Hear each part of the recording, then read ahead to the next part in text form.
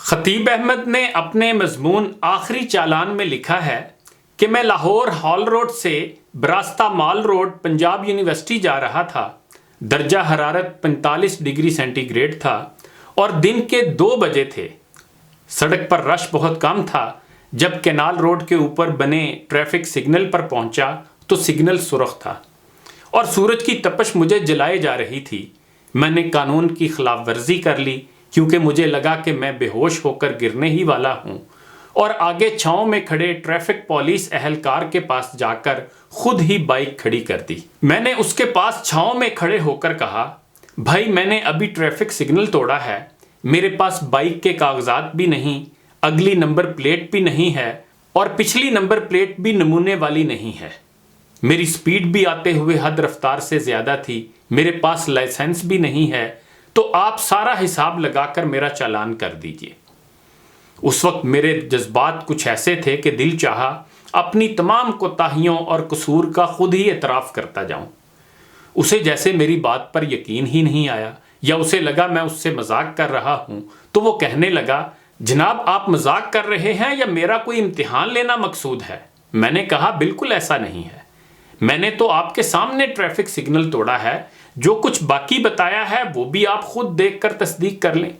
خیر تھوڑی سی گفت و شنید کے بعد جب اسے یقین ہو گیا کہ میں کوئی مذاق نہیں کر رہا اور نہ اسے کسی طرح آزما رہا ہوں، تو کہنے لگا، سوری بھائی میں آپ کا چالان بالکل نہیں کروں گا۔ میں نے کہا کیوں؟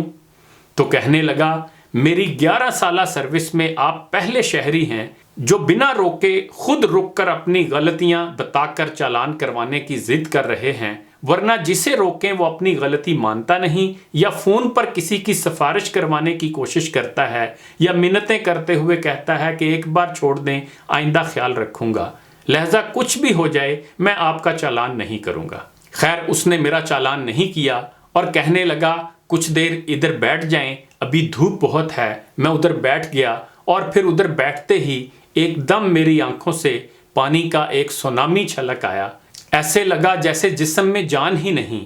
وجہ یہ بنی کہ مجھے اس وقت خیال یہ آیا تھا کہ میں نے اپنی گزشتہ عمر میں ایک بار بھی اس طرح مالک ارض و سما کے سامنے تو خود کو دل سے سرنڈر نہیں کیا، اس کے حضور وہ گناہ تو نہیں گنوائے جو میں شب و روز چھپ کر یا اعلانیہ کرتا ہوں، اسے تو آج تک نہیں کہا کہ میرے مالک میں آج آپ کے سامنے آ گیا ہوں اور اقرار کرتا ہوں میری تنہائی پاک نہیں ہے، یا جیسا میں لوگوں کو دکھتا ہوں میں تو ویسا نہیں ہوں، میں نے اکثر نماز بھی نہیں پڑھی، زنا کیا، جوا کھیلا، زکوٰۃ نہ دی، رشتہ داروں کا حق کھایا، اپنے ماتحتوں پر ظلم کیا، مزدور کو پوری اجرت نہ دی، بیوی بچوں کو استطاعت کے باوجود بہت سی جائز ضرورتوں سے محروم رکھا، والدین کا دل دکھایا، اور سب سے بڑھ کر آپ کی قائم کردہ حدوں کو توڑا، اور ایک آپ ہیں مجھے آج تک نہیں روکا، میرے گناہوں پر پردہ ڈالے رکھا، مجھے رسوا نہ کیا،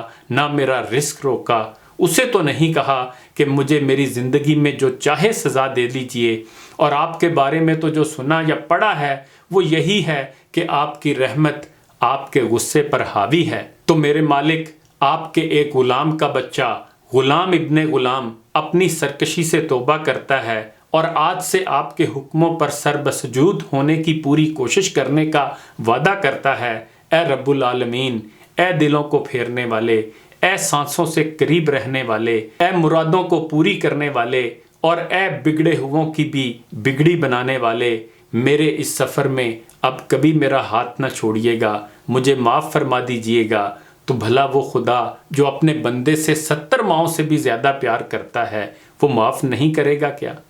وہ ضرور تمام گناہ معاف کر دے گا اور اسی وقت فرشتوں کو حکم دے گا کہ اس کے سب گناہ مٹا دو، اور باقی رہے معاملات حقوق العباد کے تو وہ اپنی رحمت سے ان بندوں کے بھی دل اپنے اس گناہگار بندے کے لیے نرم کر دے گا اور کہے گا، جا میرے بندوں سے بھی معافی مانگ لے، تو میں تمہیں دنیا و آخرت میں کوئی سزا نہیں دوں گا۔ میں سوچتا ہوں اللہ کی کچھ صفات کا پرتو کسی نہ کسی درجے میں اس کے بندوں میں بھی ہوتا ہے، شاید اللہ کی معاف کرنے والی صفت ہی اس بندہ مومن پولیس اہلکار پر بھی اس دن غالب آ گئی تھی۔ تو آئیے ہم بھی زندگی کے اس آخری چالان جسے دنیا موت یا ڈیتھ کے نام سے جانتی ہے کہ کٹ جانے سے پہلے ہی خود کو اس خدائے واحد کے سامنے پیش کر دیں، برسوں سے گناہوں کی شاہراہ پر چلتے قدم خود روک لیں کہ جب اس کے بھیجے ہوئے اہلکار اسرائیل علیہ السلام نے ہمیں روک کر ہمارا آخری چالان کر دیا اور ہمیں خدا کے سامنے پیش کر دیا تو ہماری معافی، منتیں اور سفارشیں شاید کسی کام نہ آئیں، کیونکہ پھر تو عدل ہوگا، وہ چاہے تو ہمیں معاف کر دے، اور یہی امید رکھنی چاہیے۔ کسی شاعر نے بھی کیا خوب کہا تھا کہ اس طرف رخ تیری رحمت کا جو دیکھا دم حشر، مل گئے دوڑ کے زاہد بھی گناہ گاروں میں۔ انہی گزارشات کے ساتھ اجازت چاہوں گا۔ اپنا خیال رکھیے گا۔ اللہ حافظ۔